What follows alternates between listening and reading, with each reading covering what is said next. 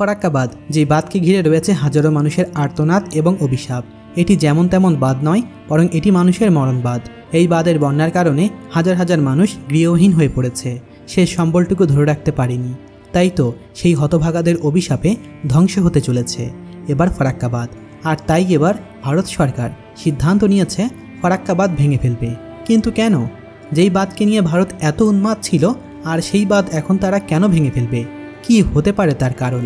আর কেনই বা মোদী সরকার এমন পদক্ষেপ নিতে বাধ্য হলেন?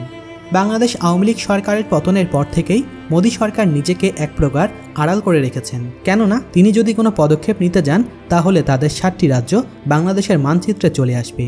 আর অন্যদিকে চীন সরকার বাংলাদেশের অন্তর্বর্তী সরকারের সাথে তাল মিলিয়ে চলছে। তাই তো মোদী সরকার বাংলাদেশের চাপে পড়ে ফরাক্কা বাঁধ ভাঙতে বাধ্য হয়েছেন।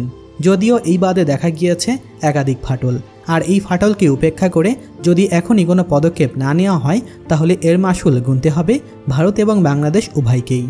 যদিও এই ফরাক্কা বাঁধ বাংলাদেশের জনগণের জন্য আযাবের কারণ, আর অন্যদিকে ভারত সরকার এই ফরাক্কা বাঁধ দিয়ে বাংলার মানুষকে ক্ষতি করেই যাচ্ছে। মন চাইলে তারা এই ফরাক্কা বাঁধ খুলে দেয়, আবার মন চাইলে তারা এই ফরাক্কা বাঁধ বন্ধ করে দেয়। আর যার কারণ প্রতি বছর বন্যায় ক্ষতিগ্রস্ত হয় বাংলাদেশের বিভিন্ন অঞ্চল, বিলীন হয়ে যায় হাজার হাজার মানুষের বসতবাড়ি, এমনকি ধ্বংস হয়ে যায় তাদের শেষ সম্বলটুকু। তাই তো বাংলাদেশকে ভয় পেয়ে ভারত সরকার এই ফরাক্কা বাঁধ ভাঙার পরিকল্পনা করছেন।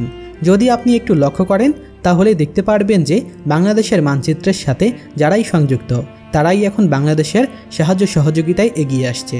আর রইল ভারত, যাদের শত্রু তাদের আশেপাশে দেশগুলোর সাথেই। তাই তো মোদী সরকার ঠাঁই পাচ্ছে না কোথাও। অন্যদিকে চীন হাতে বড়শি নিয়ে মাছ ধরতে প্রস্তুত রয়েছে। সব দিকেই বিবেচনা করেই ভারত সরকার এমন পদক্ষেপ নিয়েছে।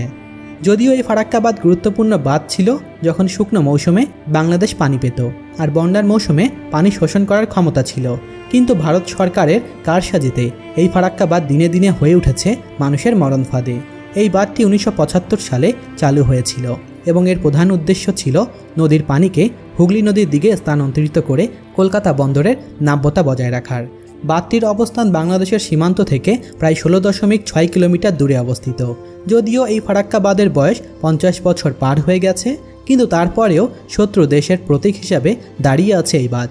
কিন্তু মানুষের অভিশাপের ধ্বংস হতে চলেছে এই ফরাক্কা বাঁধ। যদি আপনি এবছর বাংলাদেশের দিকে লক্ষ্য করেন, তাহলে দেখতে পারবেন যে শুধুমাত্র এই ফরাক্কা বাঁধের বন্যার কারণেই কী করুণ অবস্থা হয়েছে বাংলাদেশের ফেনী, নোয়াখালী, কুমিল্লা, চট্টগ্রাম, সিলেট ও অন্যান্য অঞ্চলে।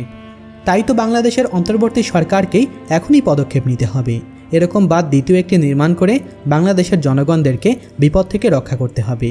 এ বিষয়ে আপনাদের কি মতামত, তা অবশ্যই কমেন্ট বক্সে জানিয়ে দিন।